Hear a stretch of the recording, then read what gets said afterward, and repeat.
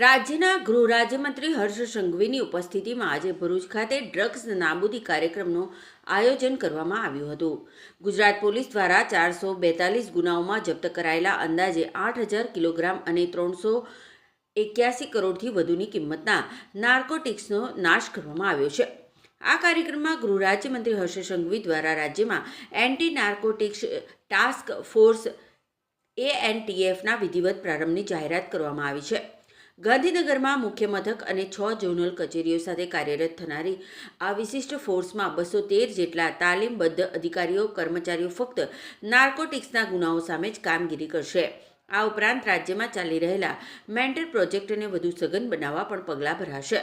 આ ઉપરાંત હાલ જામીન પર છૂટેલા આશરે 2,640 નાર્કોટિક્સના આરોપીઓ પર 1,978 પોલીસ મેન્ટર નજર રાખી રહ્યા છે. સાથે જ જનભાગીદારીને પ્રોત્સાહન આપવા કેન્દ્ર સરકારની માનસ હેલ્પલાઇન 1933ને વધુ અસરકારક બનાવવામાં આવશે. નવી વ્યવસ્થા અંતર્ગત આ હેલ્પલાઇન પર મળતી માહિતી સીધી જ ગૃહ રાજ્યમંત્રીના કાર્યાલય સુધી પહોંચશે.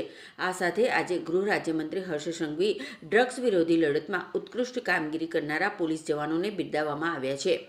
રાજ્ય સરકારની રિવોર્ડ પોલિસી અંતર્ગત 7 મોટા કેસોમાં સફળ કામગીરી કરનાર 92 પોલીસ જવાનોને કુલ ₹29.67 લાખની ઇનામની રકમ અર્પણ કરી સન્માનિત કરવામાં આવ્યા છે.